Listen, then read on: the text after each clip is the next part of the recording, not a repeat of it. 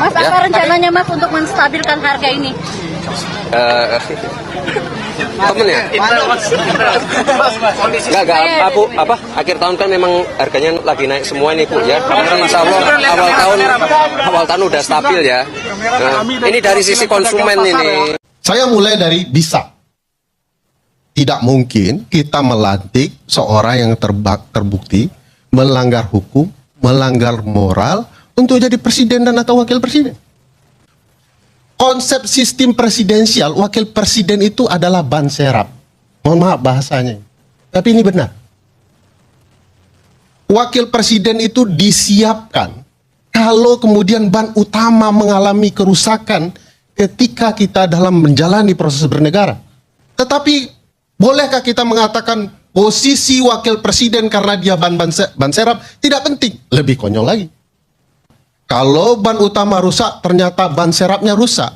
Inilah kekonyolan ketatanegaraan itu. Mungkinkah di era ayah Mas Gibran akan terjadi proses hukum terkait kejahatan IT kah namanya atau yang lain? Saya merasa secara politik hampir tidak mungkin.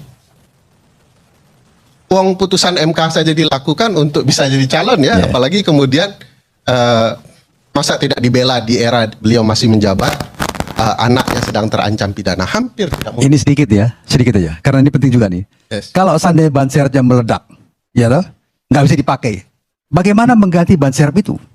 Lah, ya kan bukan enggak kalau kita ketatanegaranya. Nah, itu dia. Sederhana saja jawabannya. Gimana? Presiden yang terpilih memilih 2 calon nama dibawa ke MPR. Terpilih itu jawaban. Artinya presidennya dilantik dulu dong. Ban serap meledak, suruh orang yang punya mobil ganti ban serapnya. Jadi jawaban ketatanegaraan. Artinya dilantik dulu presidennya kan? Ya, itu kan bicara kalau kan pertanyaan Prof adalah kalau ban serapnya meledak, sudah dilantik tuh di. Nah, oke kan ya? Ya. Saya mau melanjutkan poin sebelum dilantik ini. Menurut saya kasus Fufu Fafa ini yang menarik secara moral Bang Iwan adalah ada pernyataan begini ya. Ini yang bagian sangat penting menurut saya. Dia mengatakan silahkan tanya kepada yang punya akun. Bagaimana kalau secara hukum terbukti yang punya akun adalah Mas Gibran? Bagi anak muda ditawarkan private jet, saya naik. Gratis. Tapi begitu dikatakan nebeng, ini kan ada problematika moralitas. Ceto welo-welo itu gratifikasi. Dan KPK masih bela. KPK bilang bahwa karena ini adalah fasilitas negara, maka bisa dikonversi dengan pergantian uang. KPK juga immoral. Bagaimana mungkin pesawat privat jet dikatakan fasilitas negara?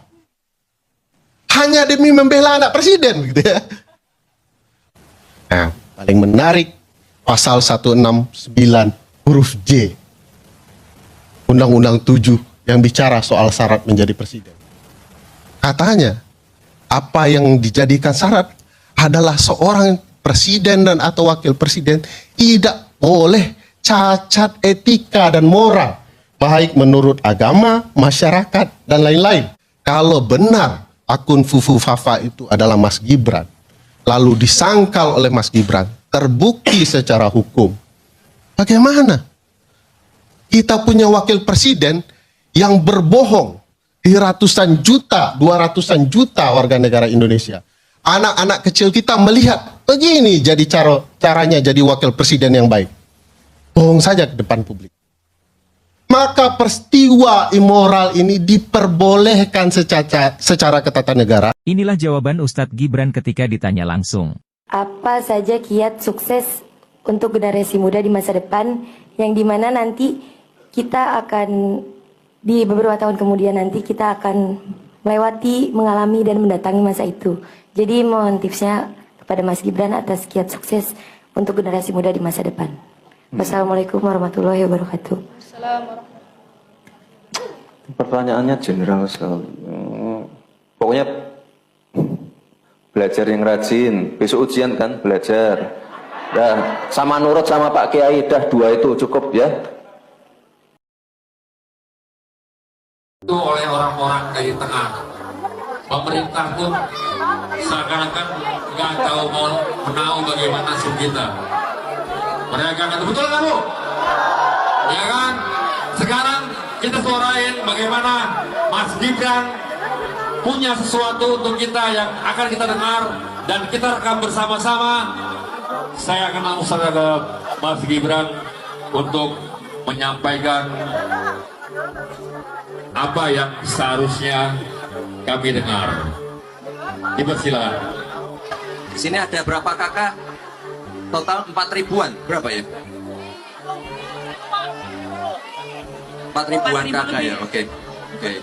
Enggak, nanti setelah saya pulang dari sini nanti ada yang membantu ya.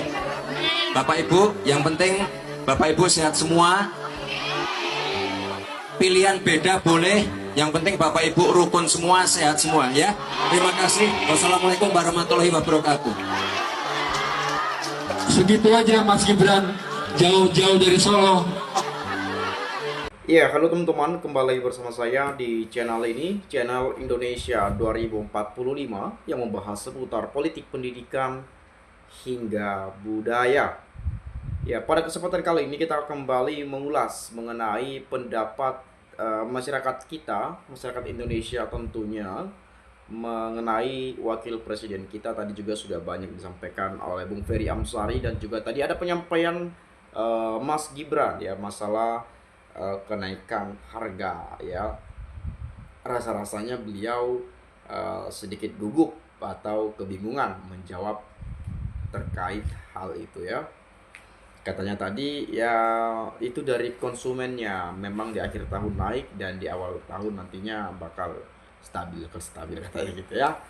Itulah Wapres kita teman-teman yang dipilih oleh rakyat Indonesia secara langsung dengan 58%, putra sulung dari Presiden ke-7 Republik Indonesia Bapak Joko Widodo, dengan segala problem, dengan segala pro dan kontra hingga kontroversi yang pernah terjadi di dalamnya. Tentu memang kalau kita melihat pencalonan Gibran seperti apa, saya rasa teman-teman tahu lah ya bagaimana sampai saat ini pun masih terus diperbincangkan dan diperdebatkan masalah hal-hal yang mungkin tentu menjadi sebuah penilaian, menjadi suatu tolak ukur masyarakat Indonesia terhadap wapres kita ya, wakil presiden kita, dengan berbagai macam hal. Sering sekali mungkin kita menemukan komentar-komentar di video-video ya. Tapi teman-teman, saya tidak terlalu jauh lah untuk mengulas ke sana. Saya yakin teman-teman juga sudah mengerti gitu ya apa yang sudah disampaikan pada cuplikan video sebelumnya. Tapi saya menarik nih dari Eka Januar ya, Januar maksud saya. Yang dungu sebenarnya yang memilih, tapi mereka nggak terima dibilang dungu. Padahal kalau saya pribadi bilang bukan cuma dungu, tapi tolol dan bahkan idiot. Kaum 58% yang milih, kok nggak ada yang muncul ya, takut dirujak netizen ya. Betul bos, itu salahnya 58% kaum AQ 78 yang telah memilihnya dengan iming-iming bansos ya. Gibran berani maju di hadapan mahasiswa, tanya jawab, ayo undang Gibran semua universitas se-Indonesia. Oh, kalau diundang ke universitas tajam-tajam juga nanti pertanyaannya, kritiknya gitu ya. Tapi nggak apa-apa sih, itulah mencerminkan wakil presiden kita gitu ya, berani berhadapan dengan mahasiswa ya. Partai-partai pun suruh nyalonin Gibran walaupun tidak cocok cuan buat partai sudah dicekokin supaya setuju Gibran diusulkan Jokowi, rakyat dibohongi oleh keluarga dinasti ya. Wong harga naik terus kok dari sisi konsumen, hei malah konsumen yang disalahin. Oh dasar bego katanya ya. Gibran wajib dimakjulkan karena tidak ada kemampuan mimpin, gak becus, bicaranya belepotan. Itu karena bapaknya yang mau ya. Gibran adalah wakil presiden seorang sekuni, tidak menjadi contoh rakyat Indonesia. Membayar gaji wapres setiap bulan, lalu apa yang diperbuat wapres untuk masyarakat? Ya itulah teman-teman pekerjaannya, kita lihatlah gitu ya seperti apa. Yang memilih ikut menanggung dosa ini gak main-main. Memimpin negara tidak seperti memimpin keluarga, harus punya kapasitas, akhlak dan amanah. Gimana mau memimpin, apa jadinya negara ini ya. Memang harus punya kemampuan ya, harus punya kapasitas, kompetensi ya, harus berkompeten ya. harus betul-betul amanah ya. Jangan hanya sekedar ya karena ingin jabatan ya. Sampai kemarin-kemarin juga gitu ya, tahun-tahun lalu merubah aturan yang berlaku sudah sejak lama gitu ya. Ya itulah teman-teman yang terjadi ya. Makanya kita nggak heran kalau banyak sekali aksi demonstrasi dan juga banyak sekali yang mengatakan bahwa Gibran itu belum layak sebagai wakil presiden gitu ya. Nah kemudian saat Pilpres saya tidak memilih paslon 2, tapi saat ini saya sangat menyesal karena punya wakil presiden yang pelanga-pelongo ya. Warga yang memilihnya kira-kira menyesal atau tidak hanya karena bansos dan anak presiden. Masyarakat tidak pernah memilih si Fufafa jadi wakil presiden, tapi dia terpilih dengan cara-cara tipu-tipu yang dimotori KPU ya. Ban serepnya pinjam Kim Jong Un aja sebulan beres hiruk pikuk negara Indonesia ya. Ortunya apa nggak malu ya, terutama ibunya, anaknya belum siap jadi pemimpin tapi dipaksakan. Yang utama itu hatinya apa enggak menyadari kalau banyak pendukung boleh bangga seolah-olah orang top, tapi hati nggak bisa bohong. Wahai ibu, tanpa sadar kau gagal mendidik, tapi karena kedudukan jabatan kau tabrak semuanya ya. Pentingnya orang tua yang baik terhadap anak-anaknya, salah satunya yang sangat fundamental itu memberi rezeki dan makan buat anak-anaknya dan keluarganya dari hasil yang halal. Karena bila uang haram itu dimakan oleh anak-anak kita, dampaknya akan seperti si Gibran. Itu fakta sebagai contoh yang nyata. Wow, kejam banget komentarnya kawan ya. Ngapain wartawan nanya orang yang gak punya jawaban yang sebelumnya? Sebetulnya juga jawabannya suka nganu, buang-buang energi aja.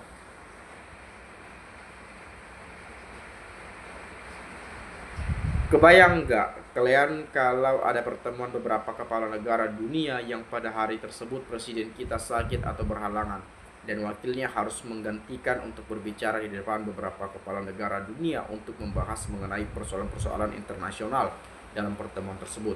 Coba kalian bayangkan dulu. Nggak kebayang gitu ya. Tiba-tiba Pak Prabowo misalnya, tapi jauh-jauh lah ya, kurang enak badan, sakit atau ada halangan gitu ya.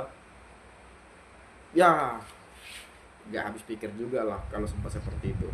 Bukan kita meragukan, tapi ya kalau kita melihat memang pengalaman apa gitu ya yang pernah didapat oleh Gibran. Tetap nggak akan malu sama dengan bapaknya, masa bodoh apa pendapat orang, yang penting dia yang berkuasa.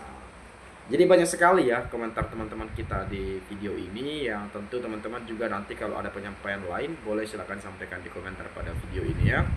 Yang terakhir saya bacakan. Ngerti gitu loh Anda, terus siapa yang menentukan capres atau wapres? Kok cuma 3 pasang? Jangan salahkan masyarakat, orang tidak ada banyak pilihan. Masyarakat ya pilih yang baik, bukan pilih yang pintar. Karena yang pintar biasanya senang mintari orang, pintar memanfaatkan orang. Buktinya menteri yang pintar suka korupsi jadi maling negara, pintar manipulasi data-data dan lain-lain. Buktinya kasus timah dan kasus narkoba yang bisa masuk dengan mudah ke RI melalui jalur laut. Seharusnya Gibran banyak ngobrol dan konsultasi dengan bapaknya masalah IKN. Terus siapa yang angkat dulu? Pasti ini kembali kepada orang pintar tadi ya. Kalau tingkat perangkat desa ya boleh aja, karena syarat jadi perangkat desa tidak perlu pintar, yang penting ngikut. Mungkin itu saja. Sekali lagi saya ucapkan terima kasih sudah menonton video ini. Kita mengulas kembali video-video selanjutnya. Itu saja. Salam NKRI, harga mati.